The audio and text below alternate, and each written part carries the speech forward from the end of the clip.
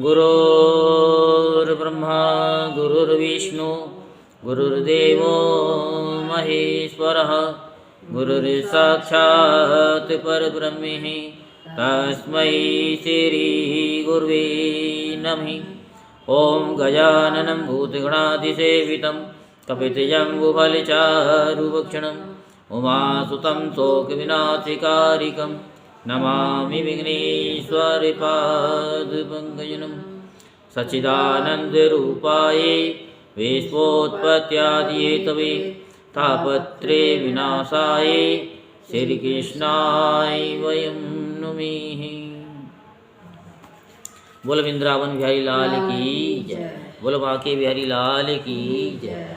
आज हम आपको श्रीमद् भागवत महापुराण में भगवान के पटरानियों के साथ द्रौपदी की बातचीत की कथा हम आपको विस्तार पूर्वक सुनाते हैं। तो आप सभी मन को एकाग्र करते हुए शांतिपूर्वक कथा को श्रवण करेंगे और धर्म लाभ प्राप्त करेंगे। श्री सुखदेव जी कहते हैं, परीक्षित, भगवान श्री कृष्ण ही गोपियों को शिक्षा देने वाले हैं और वही उस शिक्षा के द्वारा प्राप्त होने वाली वस्तु हैं। इसके पहले जैसा कि वर्णन किया गया है, भगवान श्री कृष्ण ने उन पर महान अनुग्रह किया। अब उन्होंने धर्मराज युधिष्ठिर तथा अन्य समस्त संबंधियों से कुशल मंगल पूछा।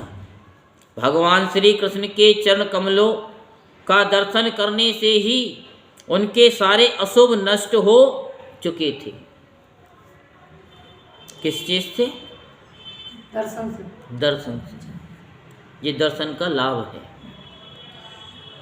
अब जब भगवान श्री कृष्ण ने उनका सत्कार किया, कुशल मंगल पूछा, तब वे अत्यंत आनंदित होकर उनसे कहने लगे कि भगवान, बड़े बड़े महापुरुष मन ही मन आपके चरणारविंद का मकरंद रस पान करते रहते हैं।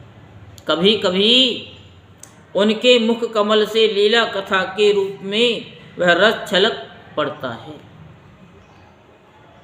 प्रभु, वह इतना अद्भुत दिव्य रस है कि कोई भी प्राणी उसको पी लेता तो वह जन्म मृत्यु के चक्कर में डालने वाली विस्मृति अथवा अविद्या को नष्ट कर देता है।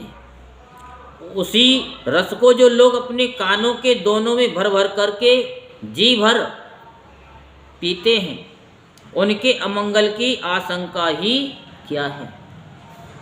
भगवान, आप एक रस, ज्ञान स्वरूप और अखंड आनंद के समुद्र हैं।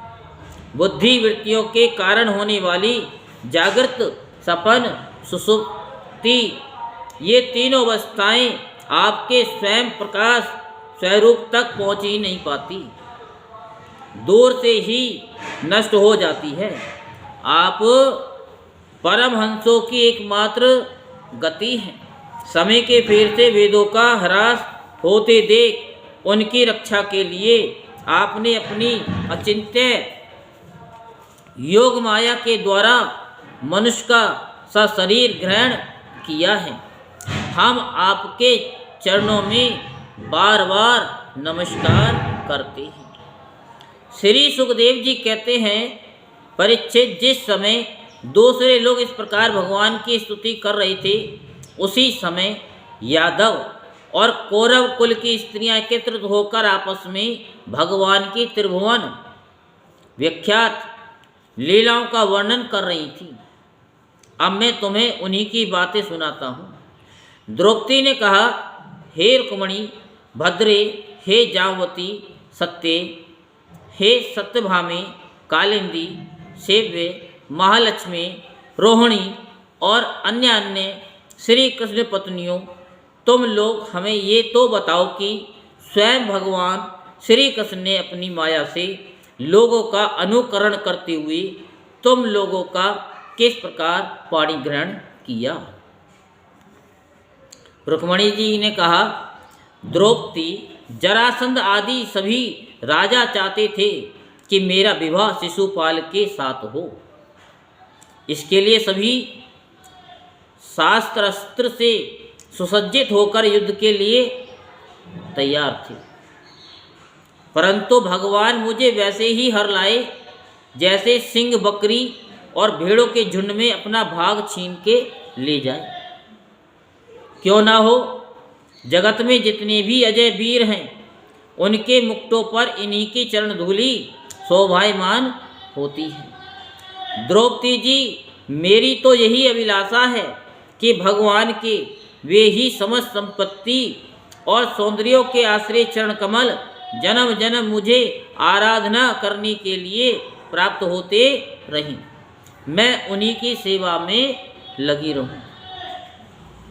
सत्यभामा ने कहा, द्रौपदी जी, मेरे पिताजी अपने भाई परसेन की मृत्यु से बहुत दुखी हो रहे थे, अतः उन्होंने उनके वध का कलंक भगवान पर ही लगाया। उस कलंक को दूर करने के लिए भगवान ने ऋक्षराज जामवान पर विजय प्राप्त की और वह रतन लाकर मेरे पिता को दे दिया। अब तो मेरे पिताजी मिथ्या कलंक लगाने के डर गए। अतः यद्यपि वे दूसरे को मेरा वाग्दान कर चुके थे, फिर भी उन्होंने मुझे इस मंतक मणि के साथ भगवान के चरणों में ही समर्पित कर दिया। जामवती ने कहा कि द्रौपदी जी, मेरे पिता ऋक्षराज जामवान को इस बात का पता न था कि यही मेरे स्वामी भगवान सीतापति हैं, इसलिए वे इनसे 27 दिनों तक लड़ते रहे। परंतु जब परीक्षा पूरी हो गई, उन्होंने जान लिया कि ये भगवान राम ही हैं। तब इनके चरण कमल पकड़कर स्मंतक मणि के साथ उपहार के रूप में मुझे समर्पित कर दिया। मैं यही चाहती हूँ कि जन्म जन्म इन्हीं की दासी बनूं। कालिंदी ने कहा, द्रौपदी जी, जब भगवान को ये मालूम हुआ कि मैं उनके चरणों का स्पर्श करने की आशा अभिलाषा से तपस्या कर रही हूँ, तब वे अपने सखा अर्जुन के साथ यमुना तट पर आए और मुझे स्वीकार कर लिया। मैं उनका घर बुहारने वाली उनकी दासी हूँ। मित्रवृंदा ने कहा, द्रौपदी जी, मेरा स्वयंवर हो रहा था। वहाँ आकर भगवान ने सब राजाओं को जीत लिया और जैसे सिंह झुंड के झुंड कुत्तों में से अपना भाग ले जाए, वैसे ही मुझे अपनी शोभाय में द्वारकापुरी में ले आए। मेरे भाइयों ने भी मुझे भगवान से छुड़ाकर मेरा अपकार करना चाहा, परंतु उन्होंने उन्हें भी नीचा दिखा दिया। मैं ऐसा चाहती हूँ कि मुझे जन्म जन्म इनके पांव पखारने का सौभाग्य प्राप्त होता रहे। सत्या ने कहा, द्रौपदी जी, मेरे पिताजी ने मेरे स्वयंवर में आए हुए राजाओं के बल पौरुष की परीक्षा के लिए बड़े बलवान और पराक्रमी तीखे सींग वाले 7 बैल रथ छोड़े थे। उन बैलों ने बड़े बड़े वीरों का घमंड चूर चूर कर दिया था। उन्हें भगवान ने खेल खेल में ही झटपट पकड़ लिया, नाथ लिया और बांध दिया, ठीक वैसे ही जैसे छोटे छोटे बच्चे बकरी के बच्चों को पकड़ लेते हैं। इस प्रकार भगवान बल पुरुष के द्वारा मुझे प्राप्त कर चतुरंगनी सेना और दासियों के साथ द्वारका ले आए। मार्ग में जिन क्षत्रियों ने विघ्न डाला, उन्हें जीत भी लिया। मेरी यही अभिलाषा है कि मुझे इनकी सेवा का अवसर सदा सर्वदा प्राप्त होता रहे। भद्रा ने कहा, द्रौपदी जी, भगवान मेरे मामा के पुत्र हैं। मेरा चित्त इन्हीं के चरणों में अनुरक्त हो गया था। जब मेरे पिताजी को ये मालूम हुई, तब उन्होंने स्वयं ही भगवान को बुलाकर अक्षौणी सेना और बहुत सी दासियों के साथ मुझे इन्हीं के चरणों में समर्पित कर दिया। मैं अपना परम कल्याण इन्हीं में समझती हूँ कि कर्म के अनुसार मुझे जहाँ जहाँ जन्म लेना पड़े, सर्वस्व इन्हीं के चरण कमलों का संस्पर्श प्राप्त होता रहे। लक्ष्मण ने कहा, रानी जी, देवऋषि नारद बार बार भगवान के अवतार और लीलाओं का गान करते रहते थे। उसे सुनकर और ये सोचकर कि लक्ष्मी जी ने समस्त लोकपालों का त्याग करके भगवान ही वर्ण किया, भगवान का ही वर्ण किया, मेरा चित्त भगवान के चरणों में आसक्त हो गया। साध्वी मेरे पिता व्रतसेन मुझ पर बहुत प्रेम रखते थे। जब उन्हें मेरा अभिप्राय मालूम हुआ तब उन्होंने मेरी इच्छा की पूर्ति के लिए ये उपाय किया। महारानी, जिस प्रकार पांडव वीर अर्जुन की प्राप्ति के लिए आपके पिता ने स्वयंवर में मत्स्य वेद का आयोजन किया था, उसी प्रकार मेरे पिता ने भी किया। आपके स्वयंवर की अपेक्षा हमारे यहाँ ये विशेषता थी कि मत्स्य बाहर से ढका हुआ था, केवल जल में ही उसकी परछाई दिख पड़ती थी। जब ये समाचार राजाओं को मिला तब सब ओर से समस्त अस्त्रों के तत्वज्ञ हजारों राजा अपने अपने गुरुओं के साथ मेरे पिताजी की राजधानी में आने लगे। मेरे पिताजी ने आए हुए सभी राजाओं का बल पौरुष और अवस्था के अनुसार भली भांति स्वागत सत्कार किया। उन लोगों ने मुझे प्राप्त करने की इच्छा से स्वयंवर सभा में रखे हुए धनुष और बाण उठाए। उनमें से कितने ही राजा तो धनुष पर तात भी न चढ़ा सके। उन्होंने धनुष को जो का तो रख दिया। कईयों ने धनुष की डोरी को एक सिरे से बांधकर दूसरे सिरे तक खींच तो लिया, परंतु उसे दूसरे सिरे से बांध न सके। उसका झटका लगने से गिर पड़ी। रानी जी बड़े बड़े प्रसिद्ध वीर जैसे जरासंध, अमष्ट नरेश, शिशुपाल, भीमसेन, दुर्योधन और कर्ण, इन लोगों ने धनुष पर डोरी तो चढ़ा ली, परंतु उन्हें मछली की स्थिति का पता न चला। पांडव वीर अर्जुन ने जल में उस मछली की परछाई देख ली और ये भी जान लिया कि वह कहाँ है। बड़ी सावधानी से उन्होंने बाण छोड़ा भी, परंतु उससे लक्ष्य भेद न हुआ। उनके बाण ने केवल उसका स्पर्श मात्र किया। रानी जी, इस प्रकार बड़े बड़े अभिमानियों का मान मर्दन हो गया। अधिकांश नरपतियों ने मुझे पाने की लालसा एवं साथ ही साथ लक्ष्य भेद की चेष्टा भी छोड़ दी। तब भगवान ने धनुष उठाकर खेल खेल में अनायास ही उस पर डोरी चढ़ा दी, बाण साधा और जल में केवल एक बार मछली की परछाई देखकर बाण मारा तथा उसे नीचे गिरा दिया। उस समय ठीक दोपहर हो रहा था।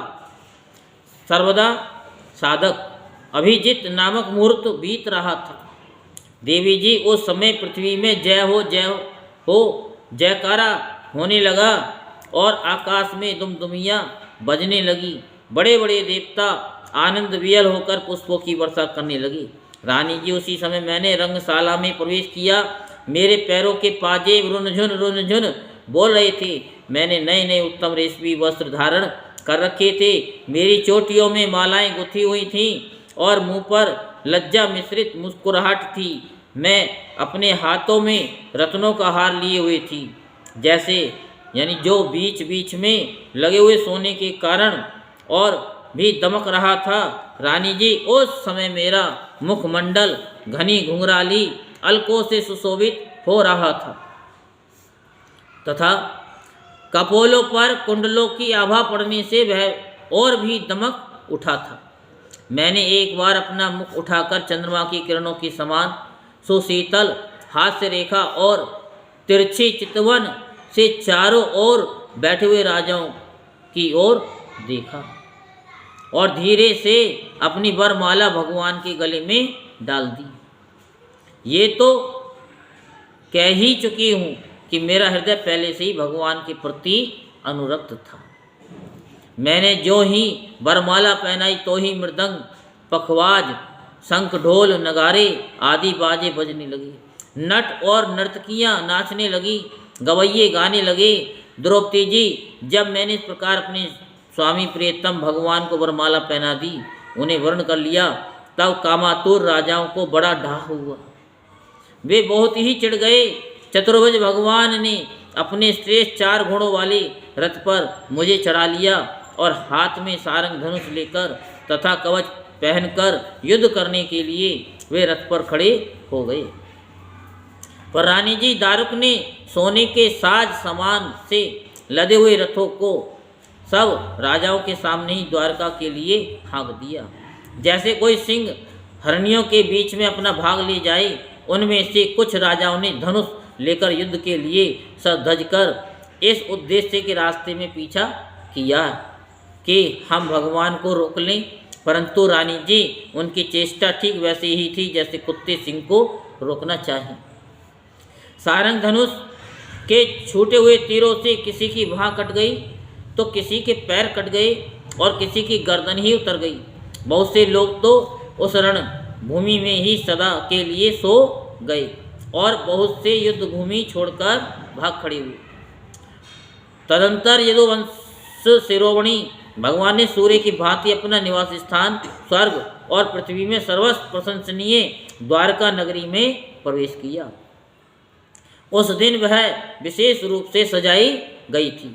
इतनी झंडियाँ, पताकाएं और तोरण लगाए गए थे कि उनके कारण सूर्य का प्रकाश धरती तक नहीं आ पाता था।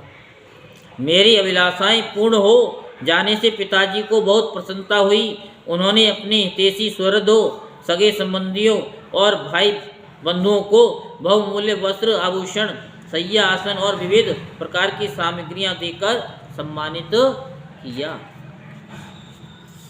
भगवान परिपूर्ण हैं, तथापि मेरे पिताजी ने प्रेमवश उन्हें बहुत सी दासियां, सब प्रकार की संपत्तियां, सैनिक, हाथी, रथ, घोड़े एवं बहुत से बहुमूल्य अस्त्र समर्पित किए। रानी जी, हमने पूर्व जन्म में सबकी आसक्ति छोड़कर कोई बहुत बड़ी तपस्या की होगी, तभी तो हम इस जन्म में आत्मा राम भगवान की गृहदासियाँ हुई। 16,000 पत्नियों की ओर से रोहिणी जी ने कहा, भौमासुर ने दिग्विजय के समय बहुत से राजाओं को जीतकर उनकी कन्या हम लोगों को अपने महल में बंदी बना रखा था। भगवान ने ये जानकर युद्ध में भौमासुर और उसकी सेना का संहार कर डाला और स्वयं पूर्ण काम होने पर भी उन्होंने हम लोगों को वहाँ से छुड़ाया तथा पाणी ग्रहण करके अपनी दासी बना लिया। रानी जी, हम सदा सर्वदा उनके उन्हीं चरण कमलों का चिंतन करती रहती थीं जो जन्म मृत्यु रूप संसार से मुक्त करने वाले हैं। साध्वी द्रौपदी जी, हम साम्राज्य, इंद्रप्रस्थ अथवा इन दोनों के भोग, अणिमा आदि ऐश्वर्य, ब्रह्मा का पद, मोक्ष अथवा सालोक के सारूप्य आदि मुक्तियाँ कुछ भी नहीं चाहती। हम केवल इतना ही चाहती हैं कि अपने प्रियतम प्रभु के सुकोमल चरण कमलों की वह श्री रज सर्वदा अपने सिर पर वहन किया करें, जो लक्ष्मी जी के वक्ष स्थल पर लगी हुई केसर की सुगंध से युक्त है। उदार शिरोमणि भगवान के जिन चरण कमलों का स्पर्श उनके गौ चराते समय गोप गोपियाँ भीलने, तिनके और घास लताएं तक करना चाहती थीं, उन्हीं की हमें भी चाहा है। बोल वृंदावन बिहारी लाल की, बोल बांके बिहारी लाल की जय। जय श्री राधेश्याम, जय जय श्री राधेश्याम, जय जय श्री राधे।